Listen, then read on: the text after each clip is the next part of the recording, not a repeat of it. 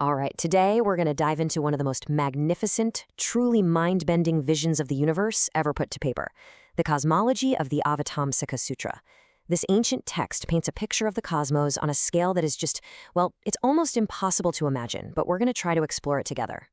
So let me just kick this off with a question for you. What if our entire universe, everything we know, every galaxy, every star, was just one tiny little world in a whole system of worlds? And what if that system was just one of countless others, all of them floating in a vast cosmic ocean, an ocean made not of water but of pure, fragrant energy? Now, this isn't some new age idea or a sci-fi movie plot.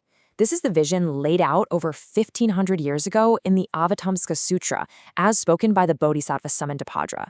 It's basically an ancient map of a reality that is truly deeply infinite. So, let's dive in. To even begin to wrap our heads around this, we have to start at the bottom, with the very foundation that everything else is built on. And that foundation is these immense cosmic oceans. The sutra calls them fragrant water seas. But seriously, don't think of H2O. This is something else entirely. It's a kind of primordial medium of pure energy, pure light, and each one of these seas is basically a universe in its own right, holding within it just countless systems of worlds. Okay, so with a canvas that huge, how do you even begin to understand it? Well, you got to zoom in, right?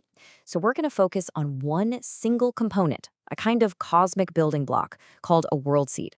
So what is a world seed? You can think of it like a super cluster of individual worlds. The text says this entire massive cluster rests on top of a great lotus flower, this enormous cosmic bloom that emerges right out of one of those fragrant water seas we were just talking about. So you can see the hierarchy taking shape here, right? You start with the vast fragrant water sea at the absolute base. From that sea, a great lotus flower blossoms up. Resting on that lotus is the world seed, and then inside that world seed, you have an immense number of individual worlds. It's a universe built up in layers. Okay, theory is great, but let's get specific. The sutra actually gives us a case study, which is awesome. We're going to peek inside one particular world seed called the Whirling Realm of Pervasive Light, which happens to be in a fragrant water sea named the Store of Blazing Purity. Now, inside this one world seed, the sutra describes this central pillar, a tower of 20 worlds stacked vertically, one right on top of the other. And the distance between each world?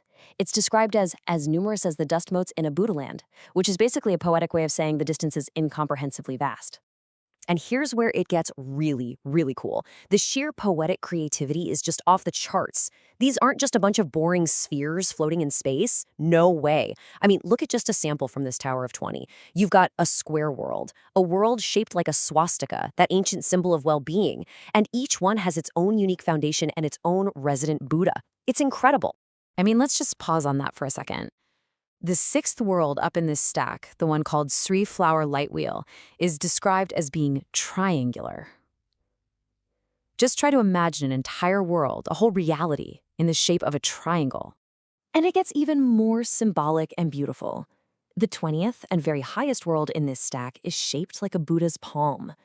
The entire world is literally a gesture of teaching and reassurance held up at the very top of this cosmic tower.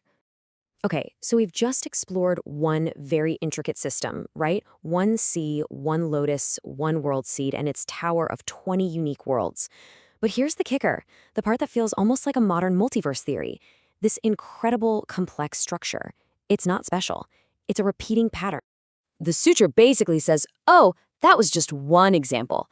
And then it starts listing other fragrant water seas, each with its own world seeds, its own towers of worlds. You've got the endless light wheel sea, the diamond jewel blazing light sea, the sapphire jewel adornment sea, and the list just goes on, each name more poetic and amazing than the last.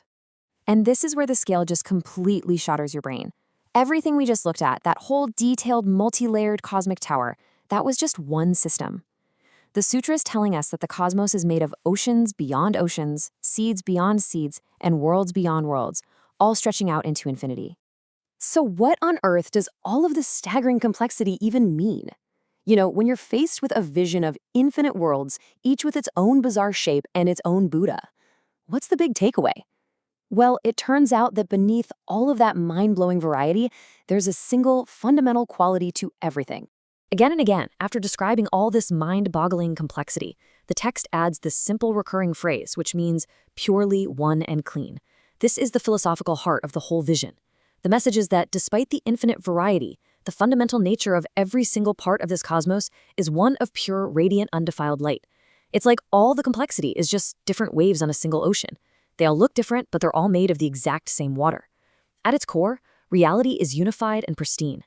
So what we have is a vision of infinite complexity resting on a foundation of absolute purity, which really leaves us with a final thought to ponder.